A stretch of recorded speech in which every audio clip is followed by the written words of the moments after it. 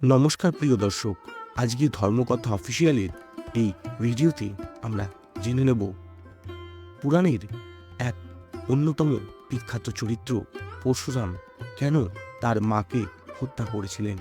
জেনে নেব সেই রহস্য। সে কি কেবলই ভাগ্যের অদৃষ্ট, নাকি তার পেছনে লুকানো অন্য কোনো ষড়যন্ত্র? চলুন আর দেরি না করে শুরু করা যাক আজকের এই ভিডিও।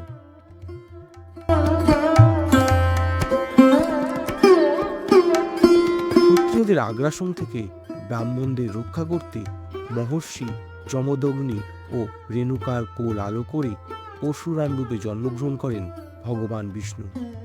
তিনি ছিলেন তাদের পঞ্চম ও কনিষ্ঠ পুত্র। মহাদেবের তপস্যা করে তিনি লাভ করেছিলেন অমোঘ অস্ত্র পরশু বা কুঠার। রামায়ণে তিনি রাজা জনককে দান করেছিলেন হরধনু।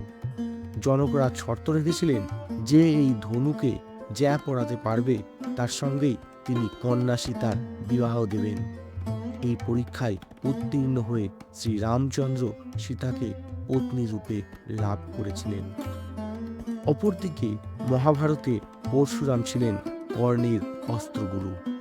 কর্ণ নিজ পরিচয় গোপন রেখে তার কাছে অস্ত্রবিদ্যা শিখেছিলেন। ছলনার কথা জানতে পেরে পরশুরাম কর্ণকে অভিশাপ দিয়েছিলেন, অন্তিম মুহূর্তে তিনি ব্রহ্মাস্ত্র প্রয়োগের কৌশল ভুলে যাবেন। এই কারণেই কুরুক্ষেত্রের যুদ্ধে কর্ণের মৃত্যু ঘটেছিল।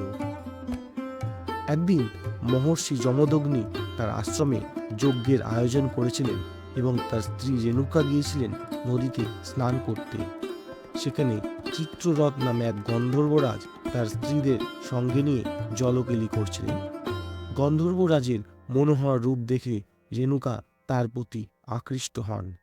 এদিকে স্ত্রীর স্নান করতে ফিরতে দেরি দেখে যমদগ্নি ধ্যানযোগে তার পত্নীর সমস্ত কার্যকলাপ দেখতে পেলেন। ক্রোধান্বিত হয়ে পুত্রদের তিনি আদেশ করেন তাদের মায়ের শিরচ্ছেদ করতে। মাতৃহত্যা মহাপাপ, তাই প্রথম 4 পুত্র এই কাজ করতে অস্বীকার করেন। তখন যমদগ্নি তার কনিষ্ঠ পুত্র পরশুরামকে এই কাজ করতে আদেশ দিলেন। পিতৃ আজ্ঞাও অমান্য করা মহাপাপ, তাই পরশুরাম তার কুঠারের আঘাতে মায়ের শিরচ্ছেদ করলেন। যমদগ্নির ক্রোধ প্রশমিত হল। পুত্রের পিতৃভক্তি দেখে তাকে মনোমতো বর চাইতে বললেন। পরশুরাম বললেন, হে পিতা, আপনি আমার মায়ের প্রাণ ফিরিয়ে দিন। খুশি হয়ে যমদগ্নি রেণুকার প্রাণ ফিরিয়ে দিলেন।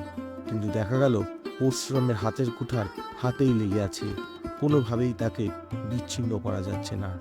নিরুপায় হয়ে পরশুরাম পিতার কাছে এর কারণ জানতে চাইলে যমদগ্নি তাকে বলেন, তুমি নিজ হাতে নিজের গর্ভধারিণী মাকে হত্যা করেছ, এ তারই পাপের ফল। এরপর ব্রহ্মকুণ্ডের পবিত্র জলের স্পর্শে পরম পূজনীয় পরশুরাম অভিশাপ মুক্ত হন।